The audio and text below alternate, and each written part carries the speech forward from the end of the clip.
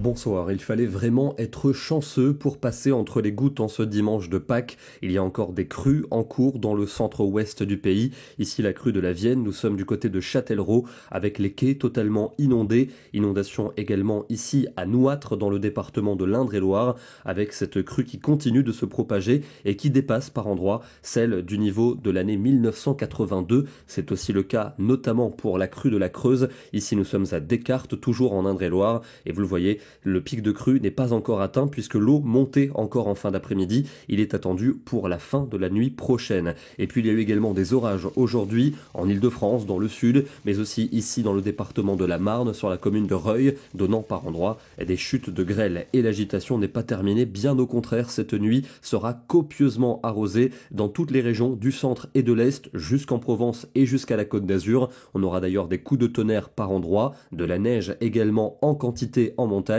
et ces pluies vont se décaler dans le nord-est de la France ce lundi matin, y compris sur la Suisse avec toujours beaucoup de neige en montagne. Attention au risque d'avalanche dans les Alpes. À l'arrière, une accalmie pour le sud avec du soleil entre les Landes et la Côte d'Azur, mais de nouvelles averses orageuses arriveront par l'océan et ce régime d'averses va s'installer durant l'après-midi. Un lundi de Pâques à nouveau instable, des averses parfois fortes ponctuées de coups de tonnerre et de rafales de vent. Le temps sera quand même sec pour la Méditerranée où vous aurez retrouvé de larges éclaircies et en soirée, toujours ce risque d'averses orageuses, notamment du nord-ouest jusqu'aux Alpes.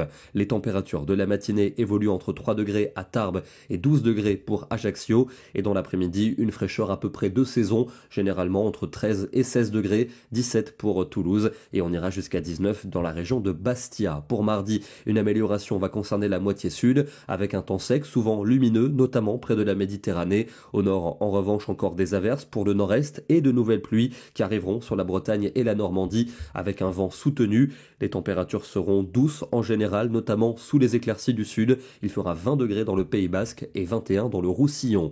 Encore des averses pour mercredi, notamment dans le centre, le nord et l'est du pays. Elles pourraient localement donner quelques coups de tonnerre avec un vent également soutenu, temps plus calme et lumineux entre les Landes et la Méditerranée avec, malgré l'instabilité, des températures bien douces entre 15 et 16 pour la moitié nord et souvent entre 16 et 21 dans le sud. Pour jeudi, des conditions lumineuses et printanières au sud, entre soleil et grande douceur. Douceur également au nord, mais avec de la pluie, notamment sur la Bretagne et l'ouest de la Normandie.